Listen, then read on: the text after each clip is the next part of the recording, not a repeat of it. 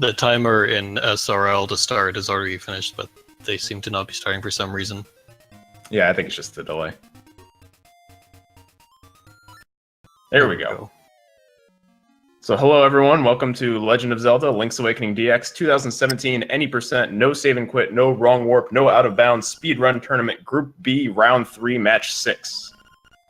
I am Elfezo, joined by my friend Spice Feather, aka Space Otter, aka Spice Daddy. What's up? Also known as Spice Father. Spice Father. Okay.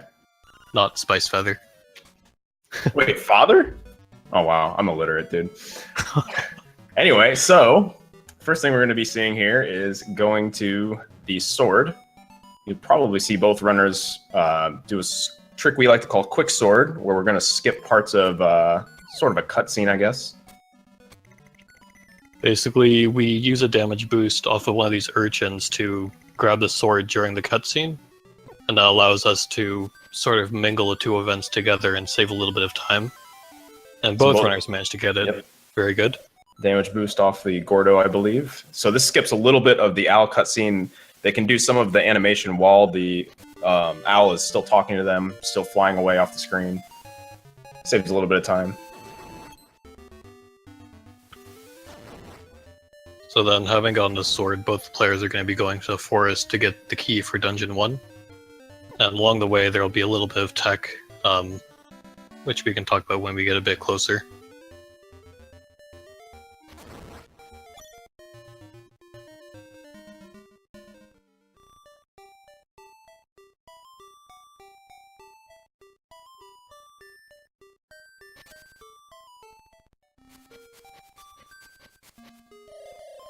So just kind of mash through some owl text here, and then we'll avoid some moblins and go into kind of an interesting room, log cave room. Kind of some optimization in there. Both runners will kind of slash at some kind of like bushes, really. Cross from a pit, avoid some enemies, open up a chest, and maybe save and quit. When we open chests in this game, you'll notice, with this first one being an exception possibly, we'll open up the save and quit menu on all the chest opens, and that is actually to skip the text that appears. Yeah, you can see Vlack did it, both runners did it. The text that appears after you open a chest, it's a little bit faster to open the save and quit menu and kind of trick the game into getting rid of that text. Yep, I think Elfezo sort of alluded to it, but that is the one text box that might be faster to mash through. And yeah, it's kind we of see timing. Vlack, surprisingly, actually grabbed the mushroom, which nobody else, to my knowledge, actually does. So yeah, I believe think we're in so. for a treat from Vlack today. So you can see both runners there taking a damage boost off that enemy, getting pushed across that pit. That actually kind of sequence breaks a little bit of this forest area. I believe Vlack got a trick called quick. Or did he get owl skip or not? Yeah, he got owl skip. Okay. Yeah, PikaPals missed it, but there's kind of a precise movement trick you can do that skips that owl text. It's frame perfect, I believe, so hard to get. But I think Vlack got it. PikaPals didn't. So you'll see PikaPals going down to what's called Trendy Game. He's going to be playing this game and getting some magic powder. Since Vlack got the mushroom, he's actually going to do a little bit of a different route and get some magic powder later. So Vlack right now is stealing a shovel from the shop, taking a death to the shopkeeper. That's normal. And then he's going to steal a couple more items, buy a couple items from the shop. We'll see PikaPals do that as well in a second. Yeah, it's worth knowing that the magic powder and the mushroom are actually, they occupy the same inventory slot, and you actually trade the mushroom with a witch for magic powder later on. So Vlack will be doing that, I'm assuming, at some point after D1. Yeah. On his way to D2. Yeah, I think he might only buy one set of bombs too. I wasn't looking at his screen, but he has a little bit of a different route, like as you pointed out, from everyone else. You'll also see him do a trick right here where he uses the mushroom and kind of comes across this pit here, saves a couple of screen transitions. Yep. And he's got 40 rupees right now, so yeah, he only bought one set of bombs. So he may be going for the older D6 route. I'm not sure if he does that or if he just skips a couple bomb triggers on the owl. I'm not familiar enough with his route. So PikaPal is sticking to like kind of the more conventional route that most runners doing.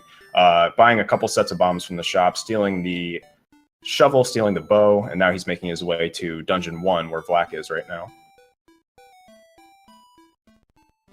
And Vlack does Dungeon 1 a little differently than most runners as well. You can see him kind of dodging that enemy there to get to the chest. And then he takes a little bit of a different route.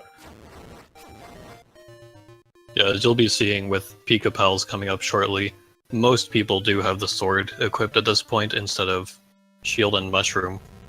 So they're able to just slash that, what's it called, a beetle, into the pit and just step on the button without having to worry. Yep, Just like so. Yep.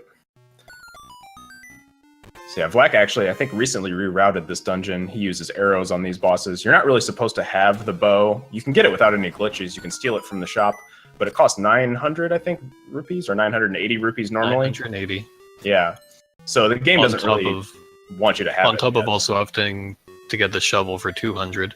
Right. But because you can steal items in this game, we kind of use that to our advantage. And unfortunately, in the Oracle's games, that's not possible. They've caught on to our tricks. Right. So Vlack picking up the feather, kind of, as most people say, the most broken item in the game, allows you to jump, allows some interesting movement tech, and allows one of the most broken glitches that we allow in this category called super jumps. You'll see one here. Vlack, this is kind of like a crazy trick. It's really hard to explain, and only Vlack does it, I think. He's kind of like hovering on a pit and doing a super jump. Yeah, you can try to explain it.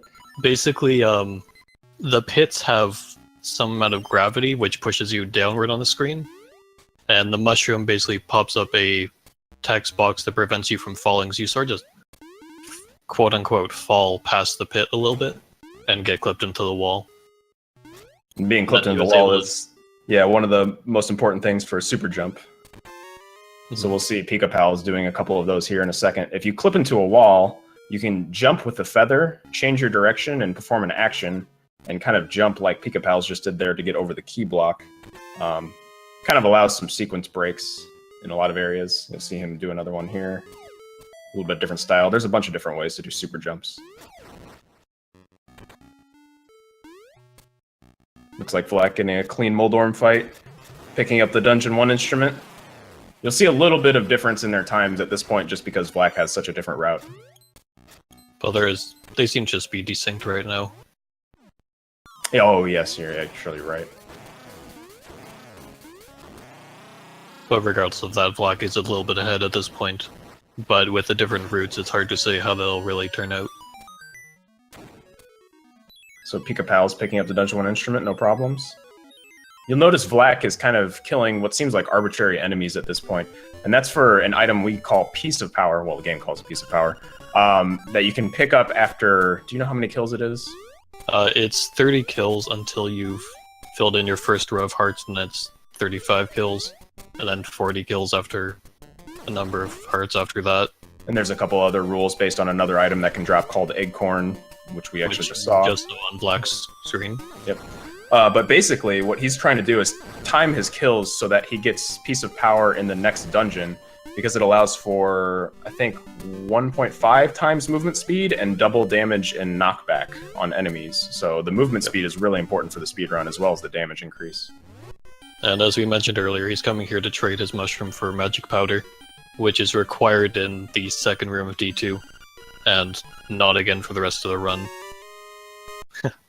So it's sort of unfortunate that we can't keep the mushroom forever, but them's the breaks. Yeah, if you can find a way to skip through that room in D2 that requires a powder, we would all love you. I'd love to say there's an open bounty for it, but there isn't. So just do it for us.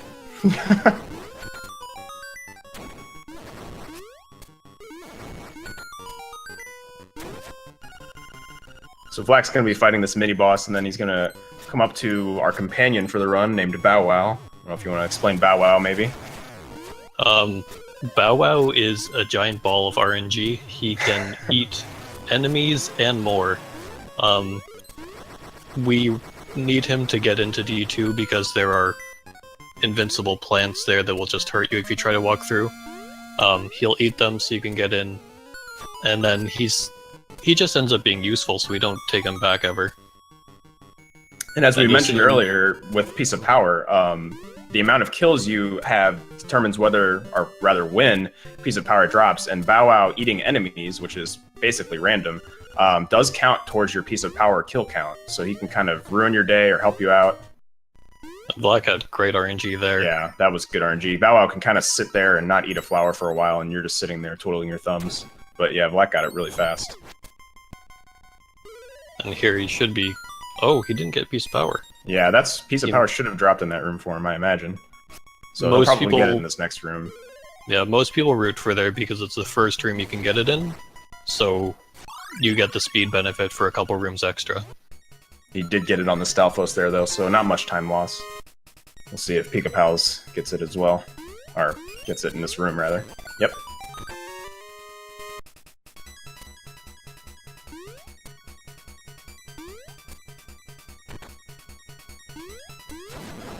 And one thing that's worth noting is, in this game, movement is in fractions of pixel per frame. Diagonal movement is normally a little bit slower, but when you jump, you go at the same speed as you would when you're going, like, straight vertical or straight horizontal.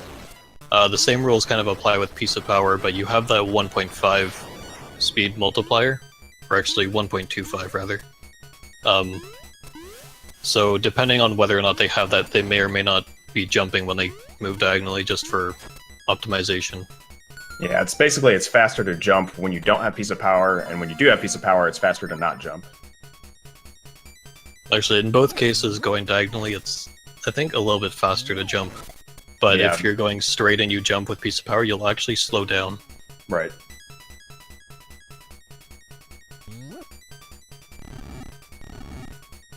And this room VlackSR can give you a bit of a hard time with the RNG, but they were pretty nice to him today.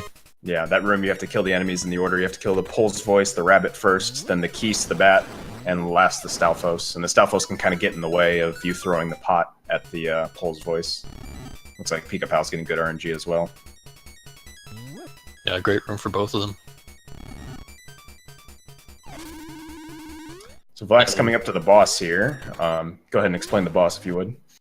Alright, this boss is a genie in a bottle. He is invincible while he's inside the bottle, so we use the dungeon item to throw it at a wall and break it.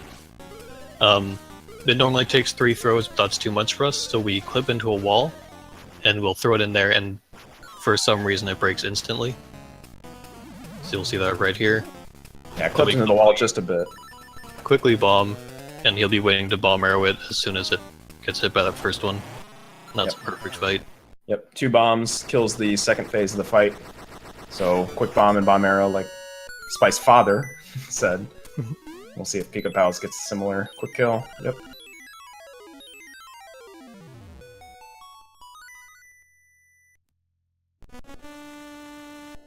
Both runners really close right now. Still plenty of run left, though.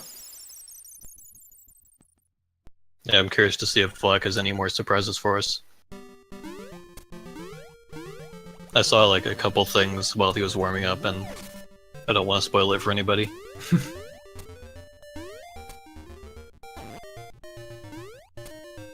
So right now, Vlad is just heading to D3.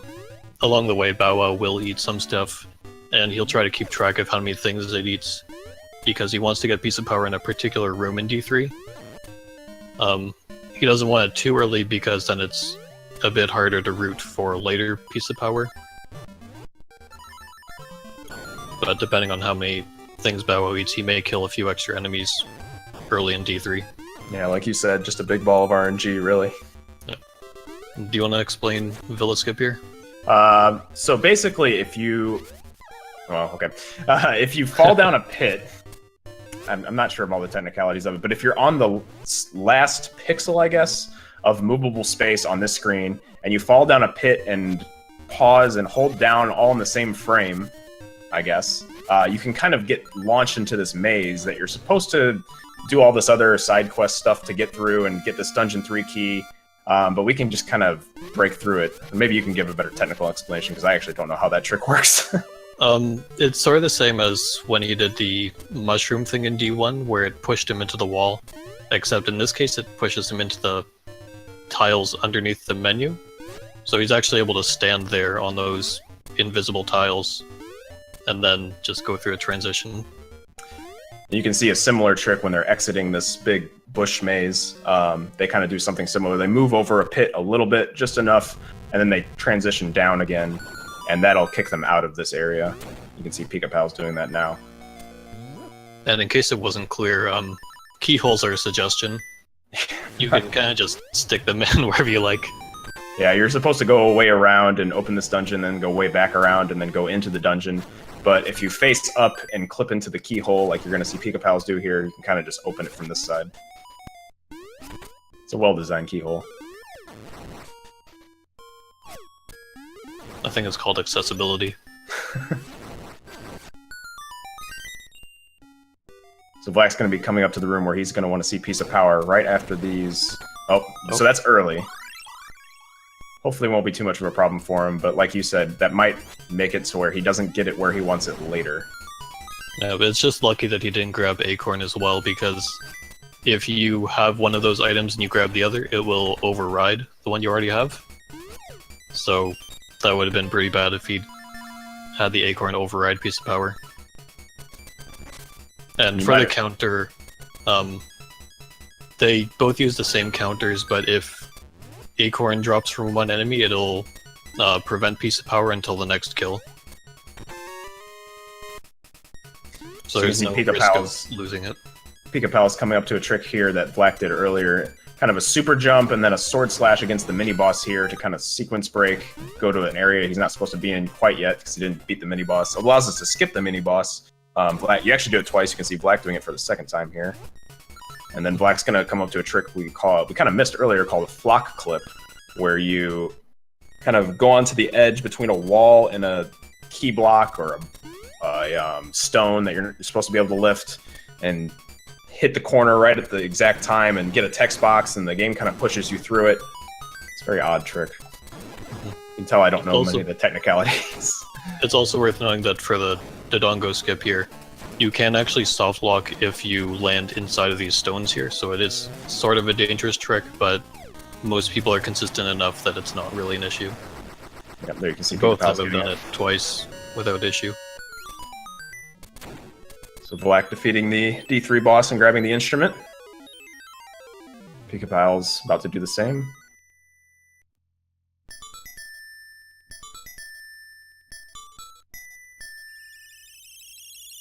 Now this is a very easy boss if you have Piece of Power.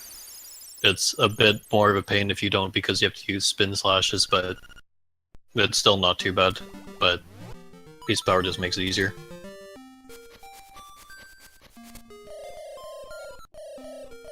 So I think this cutscene that Vlak's on right now is one of the potential bomb trigger cutscenes that you can skip, but I think because of Vlak's route, he doesn't skip it because he doesn't buy as many bombs as a lot of the other runners. We'll see if PikaPal skips it. I guess, have we talked about bomb triggers yet? Not yet. We probably will at Walrus, because it doesn't look like Pika's going to. Okay. He doesn't have bombs equipped right now. But that's coming up, so we'll explain bomb triggers. Do you want it, or shall I? You go ahead and take this one. Alright, the game sort of freaks out if you place two bombs, like within, I think, 4 frames of each other. But unfortunately, you can't place two on the same screen at the same time. So what you do is you kind of place them while you're transitioning, like Vlak is doing right now. And it just does stupid things. Normally you'd need Marin here, and you'd have to play a song on your ocarina. With bomb triggers not required. No one really understands it, it just works. And yeah, I actually don't really think they know the full technical explanation of it. We were kind of talking about it in Discord the other day, and I'm not sure anyone really knows why the game does that. It kind of just triggers events to happen, basically. The closest I know is it sort of like messes with timer variables used for cutscenes. Like the time when they're happening, and it just confuses the game. So this particular skip, this bomb trigger here that you're about to see PikaPals do as well, he's going to do a little different variation of it. Allows us to skip getting the ocarina, allows us to skip a side quest where we get Marin from the beginning of the game. It's a pretty big sequence break.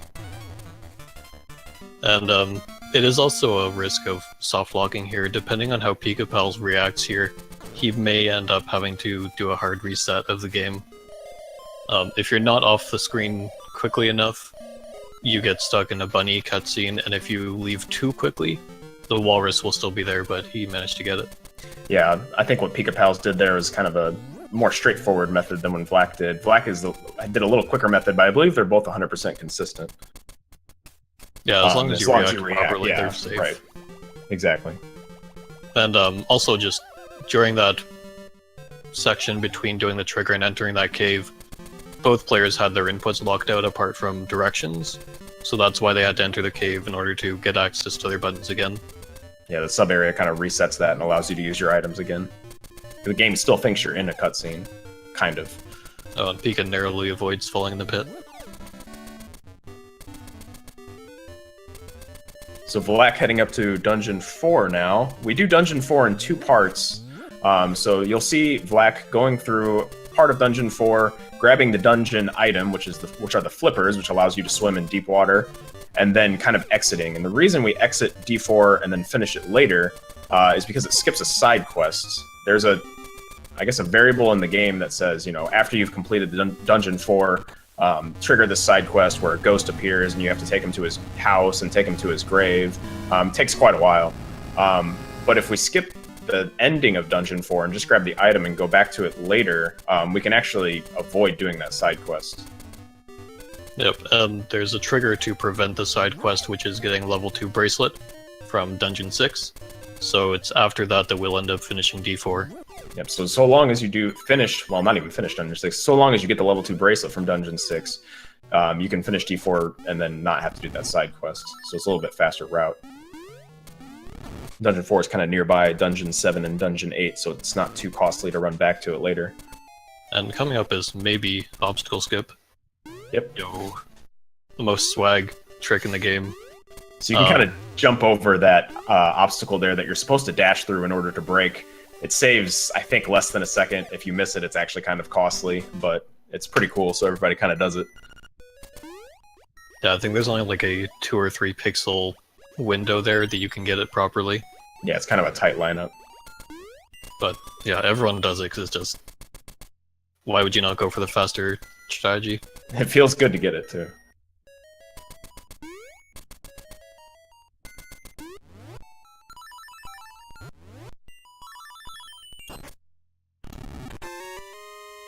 So see Vlack coming up to a room which I like to call kind of a mess. He has to jump across this water, avoid getting hit by the Tektite there, open this chest.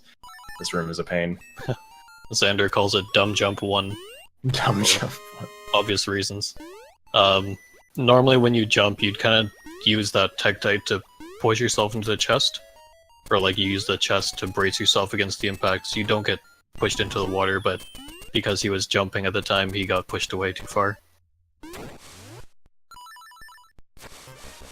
So Vlack's going to fight the mini-boss here, and then walk through one more room and grab the dungeon item, like we were talking about earlier, and then he's just going to get out of here and head over to Dungeon 5. Yep. Oh, we've got PikaPals hot on his heels. Yeah. In the same dungeon right now, so it's a pretty good race right now. Yeah, there's plenty of stuff that could happen. Up. Yeah, plenty of things that could change either runner's pace. So this is basically where Vlack's going to figure out if he's going to get Piece of Power in the next dungeon, Dungeon 5, where Piece of Power actually kind of matters most. Piece of Power in Dungeon 5 saves like 20 or maybe even 30 seconds. So if... kind of getting stuck in the like there. So if Bow Wow's nice to him... Trouble. Yeah, and doesn't eat too many enemies, there it is. Oh. So that's pretty rough for him, so that's going to slow him down. We'll see if PikaPals gets a little bit better luck.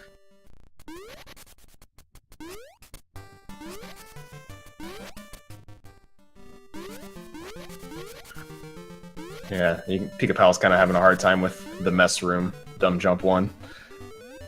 It is a pain. Looks like he's opting just to break the block here the normal way and just walk up to the chest. Can't blame him.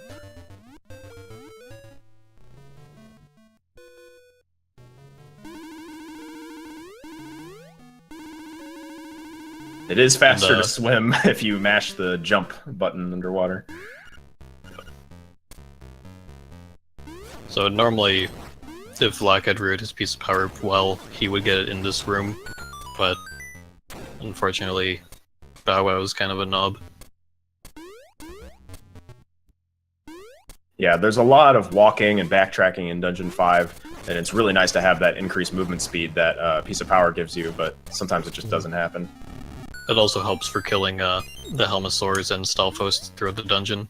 That's true. Vlax, yeah, he's going to be coming up to a room with 2 Helmosaurs here that you have to kill from the back. And with normal sword, it's 2 hits, so it's a little bit more of a pain. Piece of Power, that'd just be 1 hit. But he did pretty well. Yeah, getting decent RNG, it looks like. Yeah, that room's a lot easier with Piece of Power as well.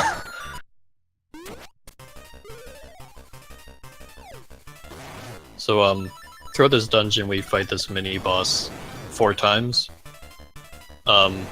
You basically just have to bomb him 3 times on the 1st and 4th encounters, twice on the 2nd and 3rd. So we do that just as quickly as possible by knocking him down with a spin slash and then a couple bomb arrows and a bomb. Yeah, as long as you get all the bomb hits in on the mini-boss dungeon, or the mini-boss, it doesn't matter kind of when the bombs hit him, as long as he's still down. It takes him just as long to get up no matter what. So let's see if PikaPals gets his Piece of Power in here. If he does, that'll be a good chance for him to catch up to Vlak a little bit. Getting good RNG. Yep, there it is. Very nice Helmosaur RNG. Yeah, for both players, actually.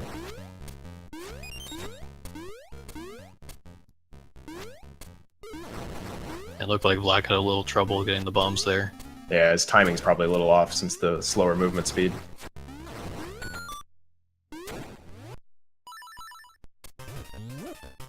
And although we do like to get Piece of Power in this dungeon, most players opt to get rid of it before the final boss, simply because having it adds a little bit of like a knockback invincibility to the boss. If you don't have Piece of Power, you can just slash and get as many hits as you can. Yeah, I don't know if we mentioned earlier, but in order to get rid of Piece of Power once you have it, you either need to like leave the dungeon you're in, or go into a new dungeon, or go into a new area, or take 3 hits from enemies.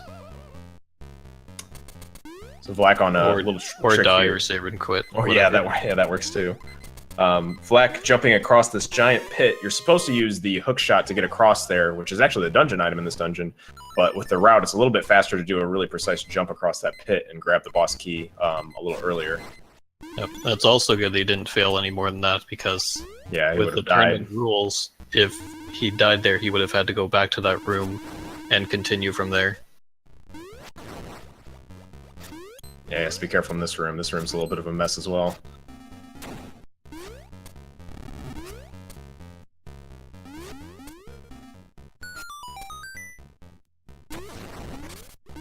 Looks like he got a heart pickup, so he's a little bit safer than he was a second ago.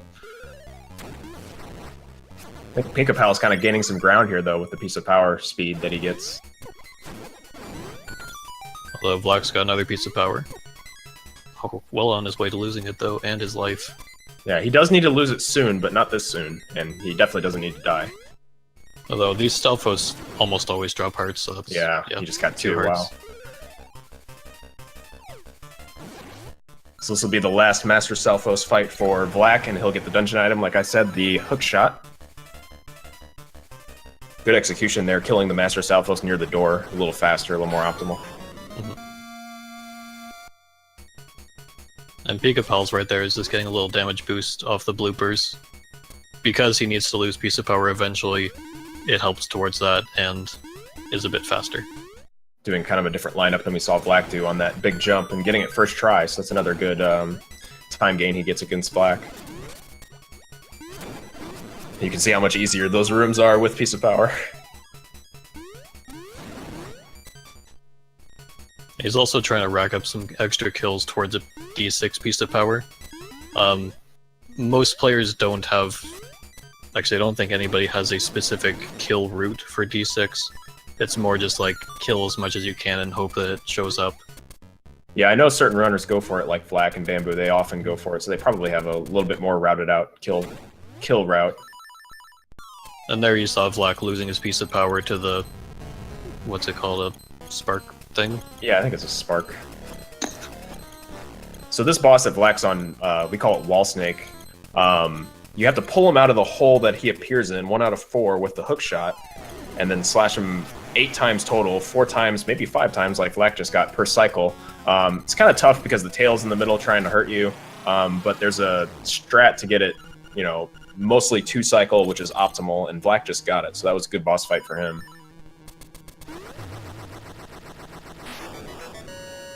It's also worth knowing that for new players, when you don't get all the hits, you might end up pulling the snake right out of the wall, and it's sort of like a fake snake, and it just teases you and wastes a few seconds.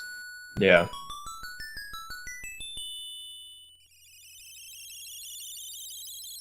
See PikaPals there on the left, opting to use the hook shot to kill those Helmosaurs a little easier. Yep, at this point he's actually lost his piece of power, so it is a good deal faster. Oh, and there's a new one. Yeah, he But probably I doesn't don't want think that. he's taking it. Yeah, he needs to lose it soon anyway, so it'd kind of be a waste to pick it up.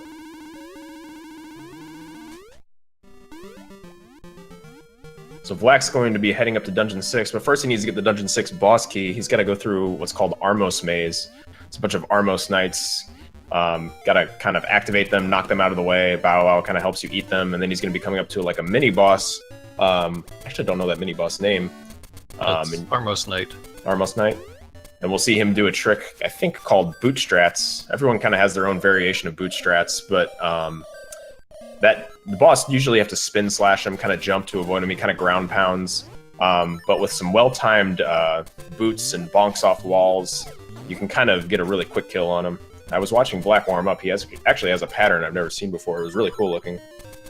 PikaPals looks like he's having a little bit of trouble on the wall snake boss. Might get a 3 cycle. Mm-hmm. Yeah, of the racers I've watched, I'd say Vlack is probably the most varied, like using the most unique strats I've seen. Yeah, I agree. Like, it's always cool to watch his runs. PikaPals picking up the heart piece and grabbing the Dungeon 5 instrument. Interesting note, this is, I don't know how many Zelda games are like this, but in this Zelda game, you have to pick up the heart container in order to get to the end of the dungeon, basically. I guess otherwise we would probably skip a few of them. And I don't know, because my stream lagged kind of out. Dropped out, yeah. Vlack did something. Yeah, he did some bootstraps, and it looked pretty good at the end of it, so... If we're lucky, we'll be able to see the full fight from PikaPals.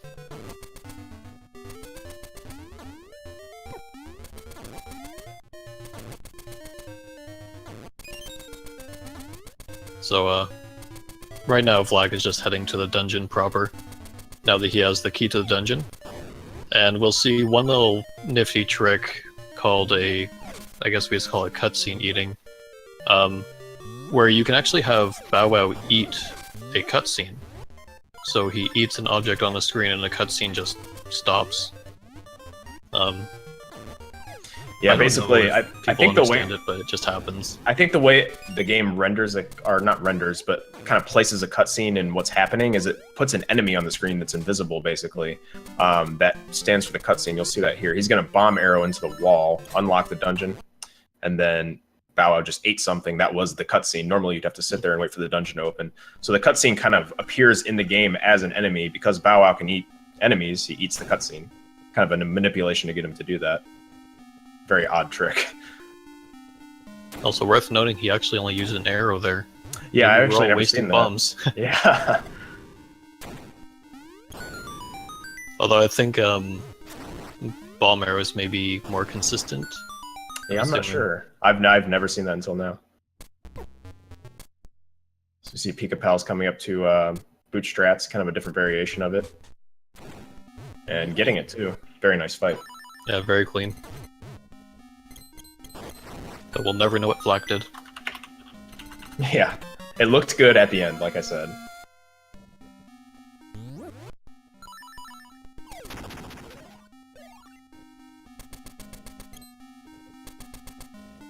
So there's a lot of running in Dungeon 6 as well, so we use boots for a lot of it, and I think Vlack is hoping for a piece of power, like you said. Neat little trick in this room. If you go up against the pot there and use the hook shot down into it, you actually are invincible, and these flying tiles can't hurt you.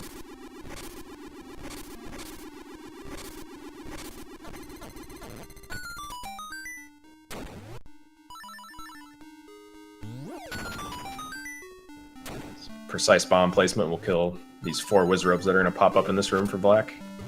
Kind of knock one into it. Oh, he missed the no, bottom he missed one. one.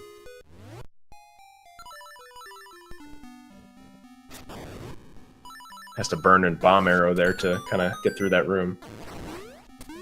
There's this piece of power. I guess he's opting not to get it. It's a little late in the dungeon, maybe. Not as much I think running. just because he missed it and he'd already jumped, he didn't want to go Yeah. back.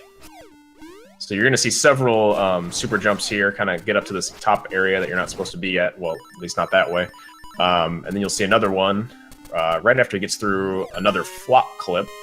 And this next super jump you'll see actually has the potential. He's not doing the flock. Oh, he's doing a black different variation. strats. Yeah. And he is still doing this super jump possibility to soft lock there, but no problem for him.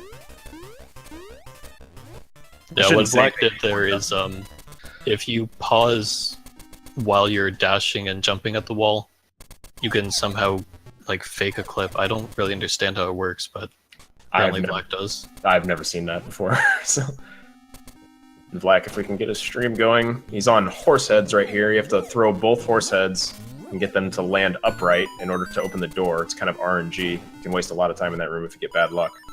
I think he got it second try. Sounded like it went pretty quick. Yeah, second try, I believe. And right here is another flock clip. It's semi-RNG if it'll work based on your subpixels. And he got bad subpixels the first time, but that's alright. It only takes a couple seconds to fix that. Heading up to the Dungeon 6 boss now, Facade. This boss appears on the floor, and his hitbox actually appears before the boss fight even really starts, which is what Flack's doing right now. He's kind of hitting the boss before the fight even really started. So 2 more bombs, and Flack's done with this boss. Really easy one. Probably one of the easiest bosses in the game. Yeah, he gives Eagle a run for his money. At least the old magic rod strats. PikaPals getting through the 4 Wizrobe room just fine first try. And leaving this dungeon, Vlak will probably try a bomb trigger on an owl cutscene, which just prevents the owl from showing up. He might not do that with his current bomb count. I don't know. We'll have to see.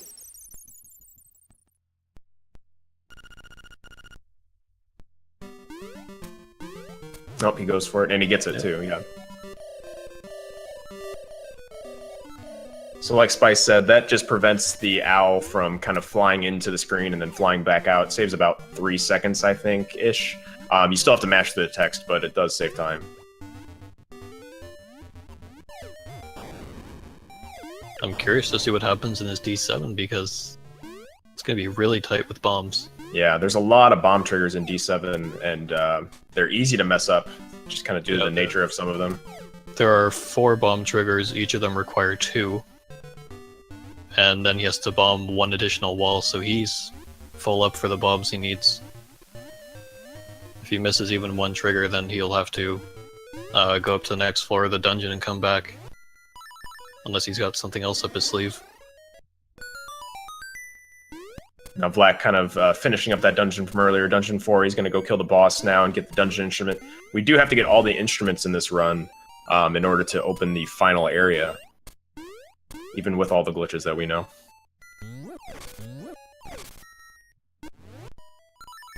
Vlak doing a neat little super jump where we clink off of a P hat in order to change directions midair. Sort of the same as the Dongo skip. I think Vlak's going to go for a quick spin slash on this boss. Pretty precise, actually. And then a couple bomb arrows. Looks like he... Oh no, he's only doing... That actually makes sense because of his bomb count. Normally, I shouldn't say normally, but most runners use bomb arrows on that boss. It's pretty fast. Oh yeah. Vlak opting for sword because he's pretty short on bombs, as Spice was pointing out earlier. Yeah, I didn't even remember Angler. Yeah, with the if he'd used any bombs there, he'd be messed up. Yeah, he'd have not enough for the next dungeon, Dungeon 7.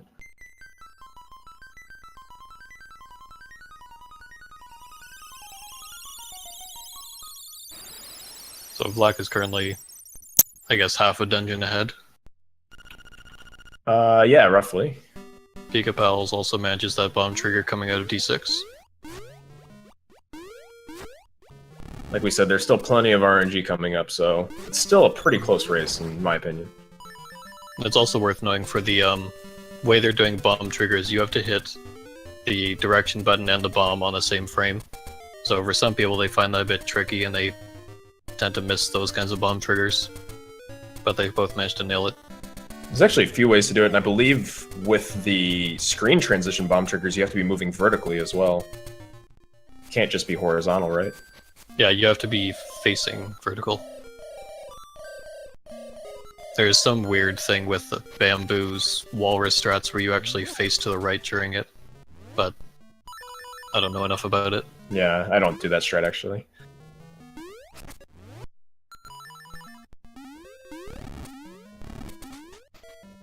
We'll see if Vlack can get his second obstacle skip. I didn't notice if PikaPals got his. Yeah, I didn't either. Kind of missing it the first time there, so he actually lost time, and he's going for it anyway, even though he missed the lineup and he gets it. So overall, I believe that lost time, but he at least got the swag points.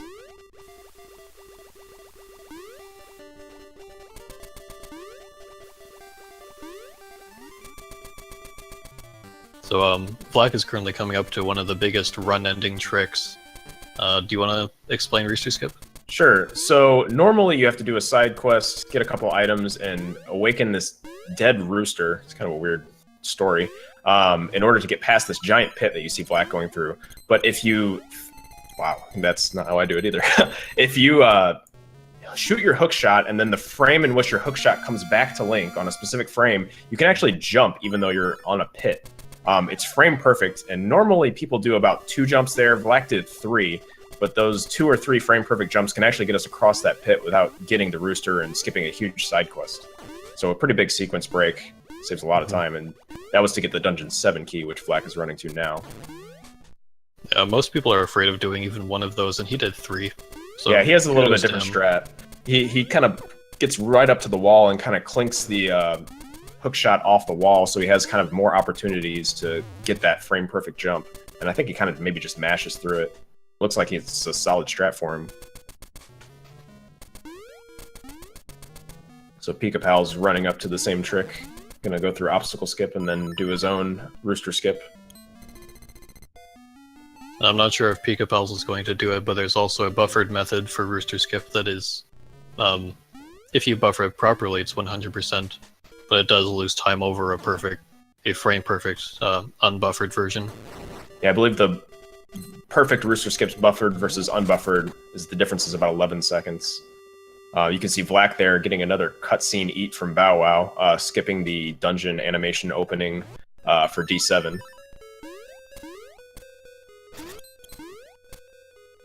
So we've got another obstacle skip coming up here on the left. Oh, I think he was too low. So on the right here, we're going to see Vlack doing these bomb triggers that we were just talking about. Kind of knock down these pillars. Not the way you're supposed to do it, but... So if you drop 2 bombs into a pit really quickly, I don't know if it's 1 frame after another, but pretty quickly you can actually get a bomb trigger, and that's the way Vlack's doing it. And also, you saw him killing a green soul when he came up. That's required for the bomb triggers to work properly. Gets a super jump off the wall there, blows open the wall here, and he's going to do 1 last bomb trigger. He went unbuffered with only 2 bombs, too. Wow. He's brave.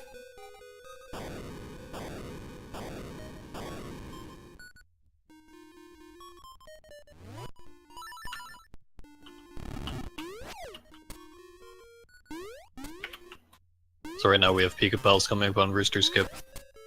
And I wasn't watching his screen, but I think he may have fallen down. Yeah, I think he fell down once already. Going for the unbuffered and getting it, at least the second time. So pretty good Rooster Skip by PikaPals. That's kind of closer to the, I guess what you would call the normal strat that most people do for Rooster Skip. And then, do you want to explain Goomba surfing? We kind of missed it there, but... Yeah, we just missed talking about it, but on Vlack's screen he did a trick called Goomba Surf, where you super jump onto a Goomba's head, and you'll bounce off his head, just like Mario.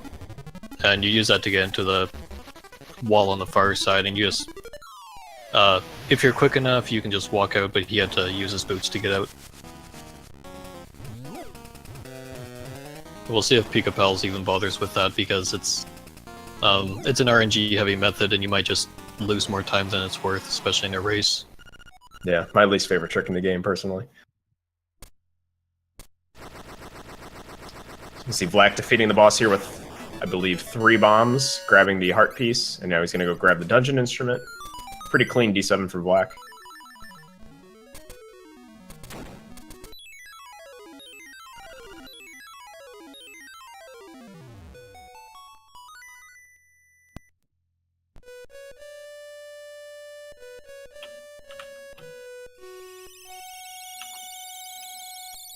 Looks like Pika got a kind of slow cutscene eating.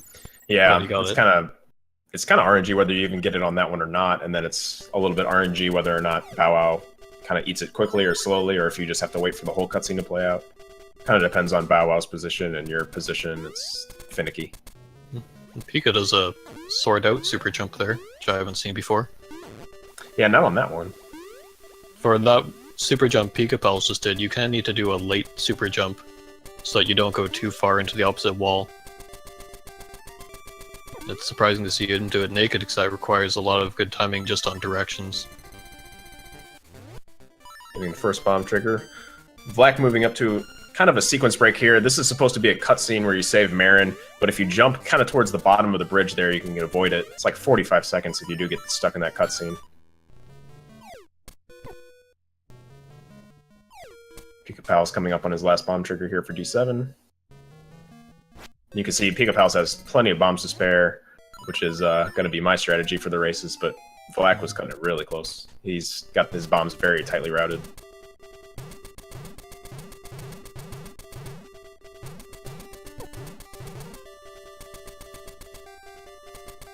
PikaPal's having a little bit of trouble with the naked super jump here, opting to pull the sword out and use it that way.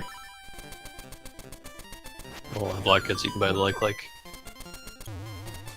only amounts to a second or two lost. So here is a flame skip.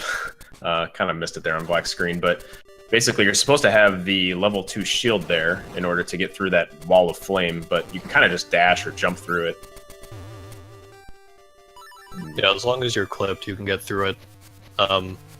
If you're not quick enough going to the left, you can get hit twice, which is, I think, 6 hearts of damage. So if you're low on hearts from your trek over there, you might actually die. But I don't think I've really seen anyone do that. Yeah, not a super costly death either, because you kind of just went into that area, so you wouldn't have to backtrack very far. PikaPal's getting his Goomba Surf. Heading up to the D7 boss now.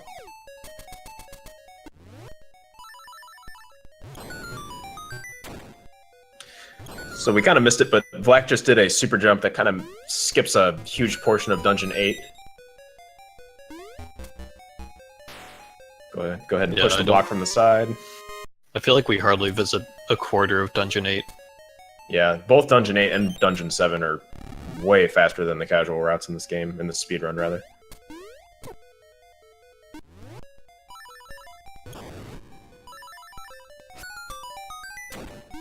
Another super jump, and he's on his way to Blano with a mini-boss. Or one of the mini-bosses.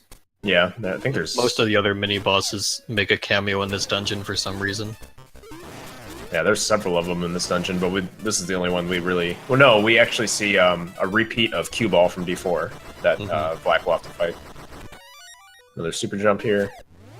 And Vlack's going to pick up the last item we're going to get, the Magic Rod. Lets you shoot fireballs. I always call it the Fire Rod, but chat got mad at me last time I did that, so... It's called the Wank Rod. Yeah, right.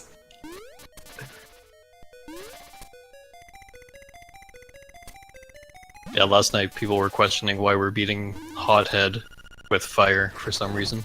You gotta fight fire with fire, man.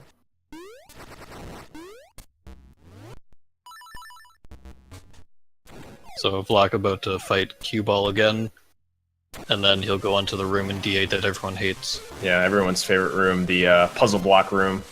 So basically the way the puzzle block works in this next room is you have to push it and then control it with your D-pad, or whatever you're using control, and fill in all the empty squares You can't move except for jumping while you're doing it, and it's very easy to mess up. Another very finicky part of the game, but it looks like Black's gonna get it.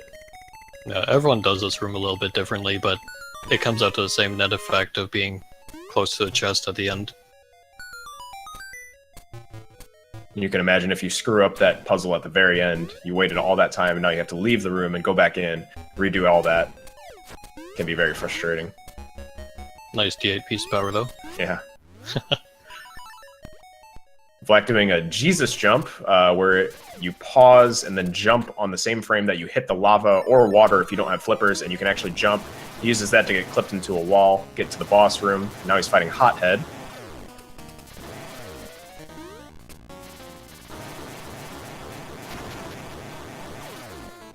Getting kind of like a 3 or 4 cycle there. Hothead's kind of weird with his invincibility frames. The timing is very odd, and it can be kind of inconsistent.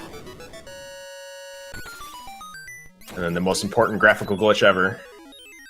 Oh, he gets the side wing. Yeah, it's not bannable. We're gonna have to talk to him about that. Yeah, I'm a little disappointed at him, really. Maybe PikaPals can get the full glory.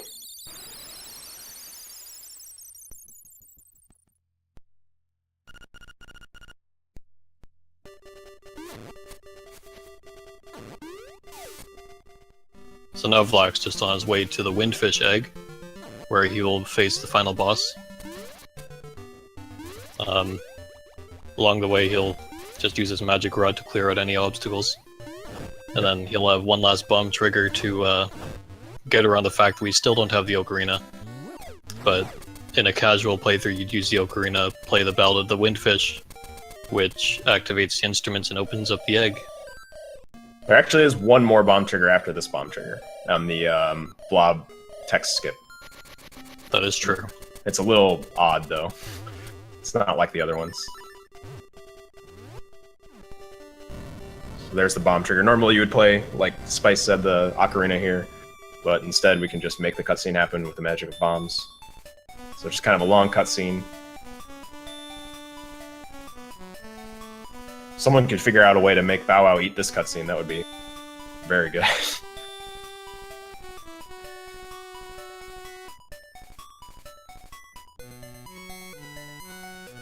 PikaPals coming up to the Bueno fight here. Looks like no trouble. It's worth noting that you can actually skip the Bueno fight. You can perform what's called an unclipped super jump to get past those rocks on the left. But unfortunately that is out of bounds by the way we've defined out of bounds in the game. So it's not permitted in this category. Yeah, I actually, don't think there's no category that does it. Yeah, it used to be routed into this particular category, but then it was changed maybe 3 years back. So Vlak's in the Windfish Egg now. It's a maze. You're supposed to get a magnifying glass and read a book in a library, and that'll tell you the path to get through this maze, and it's different every playthrough. But if you don't do all of that, if you don't read the book at all, the path is always the same. It's always left, up, right, up, left, up. And here's the bomb trigger I was talking about. Skips the boss text, which is pretty lengthy, actually. Yeah, so while you're out of the screen, you can basically drop bombs as though you're on a pit. And Vlak uses that to get a bomb trigger the same as he was doing in D7. Vlak just went for a trick that gets the quick kill on this phase of the boss. You have to stand on a particular pixel and hold your sword out at a particular time. He kind of missed it. It's RNG whether you get it or not. Not a big time loss, though. Now we're at the Aghanim fight. Just like Link to the Past. There could be, I guess, blue balls or not blue balls. You need 4 hits total. The first 2 are guaranteed. He's through his first 2. Now it's 50-50 whether he gets blue balls or not. And his stream kind of cut out. Looks like he might be going for the bamboo manipulation pixel, though. Yeah, you can manip whether or not you get a good one or a blue ball from Aghanim. It's pretty precise, though. You have to stand on a specific pixel, and it changes depending on where Aghanim is. Can we get Vlak back, please? Yeah, the blue ball or not is 50-50 based on your X pixel. Bamboo Shadow has a method to manipulate that if you get a blue ball. and he shows up at the exact same place. But that's not very consistent, obviously. Luckily, oh, PikaPals didn't even go for the Wang. Yeah, we're gonna have to have words.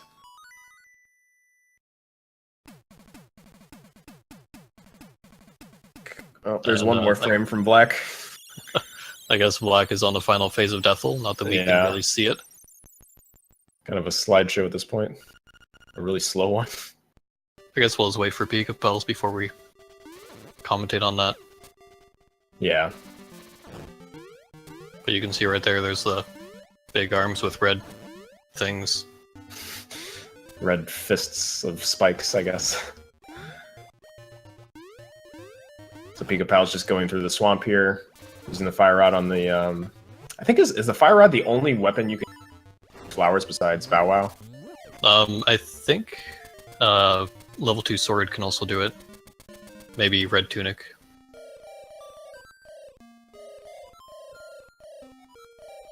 Alright, so there we have Vlak doing Deathel, and he's probably been having pretty bad RNG if he's still going. Yeah, I'm not sure how delayed this is for him now. I know it looks about the same, I guess. Getting through the fight, though, we'll explain that better when PikaPals gets to it, I suppose. So PikaPals is just doing bonks on the wall there to line up with the top edge of the screen. And then he can do his bum trigger. And time stops after the screen goes completely white for Vlak. 55-47, very good run for a race, definitely. The Sorrel time comes in at 55-53, which is what we'll be using for seeing who wins, but obviously he's won. But for seeding in the next round, that'll be one of the times used. Yeah, that will be important. So congratulations to Vlak.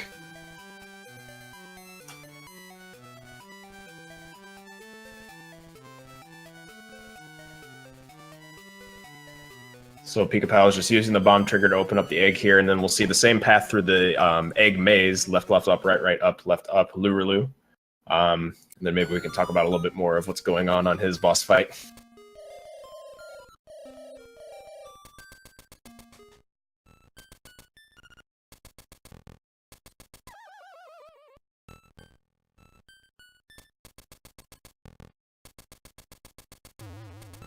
Unfortunate bonk there. Oh, no manipulation with his bombs, though. Unfortunate.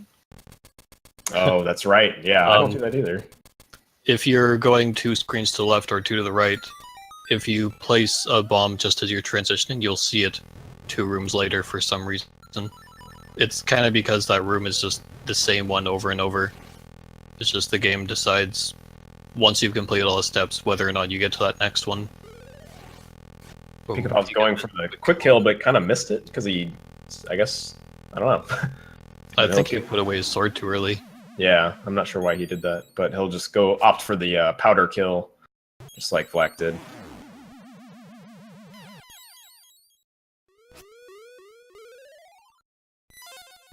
So again, we have Aghanim. First 2 balls are free, and then we'll see how many PikaPals gets. The world record, I believe someone said, is 17 blue balls in one run. That's depressing. I've gotten 12, I think. Wow. And I guess each blue ball wastes 8 seconds. Yeah, it's pretty costly, and there's not a whole lot you can do about it. Each blue ball also hurts you, so if you end up getting a crazy count like 12 or 17, you're actually in a little bit of danger at dying to the next couple of phases of the boss as well. PikaPal's just getting bad RNG here, 3 in a row. Yeah, I think people say like 3 or 4 is average. So he's doing pretty well. I think that's 5? Yeah, that's really unfortunate. And there's nothing he can really do. 6, wow. 6 in a row. He hasn't even gotten 3 hits yet. There's one. Needs one more. For people in chat, he's not doing anything wrong. This is just pure RNG. Yep. 7 there. Like I was mentioning that your horizontal pixel affects it, but you have no way of knowing, like, in what way it affects it. So he ended up with 7 balls. getting a quick kill on the Moldorm section of this fight. Usually that's the same boss as D1. He kind of scoots around. You have to hit him with your sword, but if you slash your sword at the right time and keep slashing, you can do all the hits at once. Yep. And then we have Ganon, who you just boot dash into. He's pretty free. And then the one phase you don't even notice. Because it's one spin slash, and then Landmole is dead. So go ahead and explain Deathel. So the final phase of Deathel is this blob with spinning spiky arms. It opens up its eye intermittently. It's RNG based, and you need to hit it 16 times with arrows. If you run out of arrows, you can use bombs and sword beams, I believe. Yeah, I think you can also use damage. Boomerang. I don't know if that's a glitch or not, though. Boomerang is a one-hit kill for some reason, but he does it pretty well. Yeah, if you get all 4 hits, you can do it in 4 cycles, but it's the timing for 4 hits on a phase is pretty tight. And PikaPals coming in at just over an hour. Not a terrible run. Kind of got really screwed there on the RNG, unfortunately. Yeah, we got 1 hour and 23 seconds for PikaPals. So it's a little bit behind PB, but still a pretty good run. Yeah, all things considered. I think good runs by both runners right here. I don't know if they want to hop into the commentary room for like kind of a post-race debriefing. I don't know if they planned on doing that. Let me see here.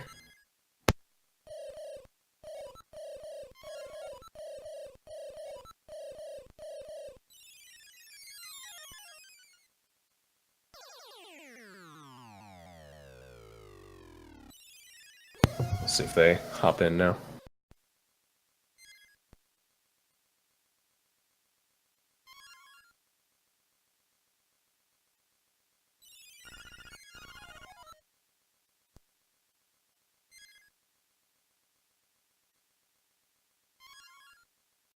Hey, Pika. Hey. Hey. Great run, man. Really unfortunate RNG there at the end, though. Yeah, it's okay. It at least wouldn't have mattered for the race. And we are a little disappointed that you didn't go for the D8 Wang, but I guess we can forgive you. Oh, right. I need to remember to do that. Sorry, I'm new. Yeah, like I don't think we're going to be able to validate any runs unless you do that. Ah, shoot. Gonna need to get sub hour again. So it looks like Vlak's not able to join us in the commentary channel, but good race by both runners. Very good time by Vlak, sub 56 for a race. Very nice. And I think that about does it for us. Let's see what we have here. Looks like, I think up next on this channel is Donkey Kong Country, I believe. I don't know if you know anything about that, Spice. I know nothing of DKC. Yeah, me either. Except for Rattle Battle. Best song in the game. Fiesel says 53 minutes from now. 53 minutes from now, Donkey Kong Country. So if you have questions for Pika, I'm terrible at commentary and interviews, but... Oh, yeah, I don't know. Time.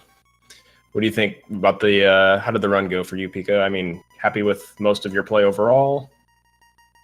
Yeah, like, my early game went incredibly well for me. I dropped a few things in the middle there, but other than that, I felt really good about it. Yeah, it was pretty neck and neck for most of it, I would say. Up until a little bit of the later game. Yeah, I'm happy I managed to keep up with VLAC for, at least the early parts. Yeah, I think up until about the Dongo skip, you guys were really close. Despite VLAC's pretty interesting route. Yeah. Like, I guess you didn't see it, but he actually got the mushroom, did the Villa skip in D1. Oh, yeah. I think I've seen him talking about that a little bit. I don't know. Any more questions, Spice? I don't know. I'm terrible at this. Any more comments from you, Pika?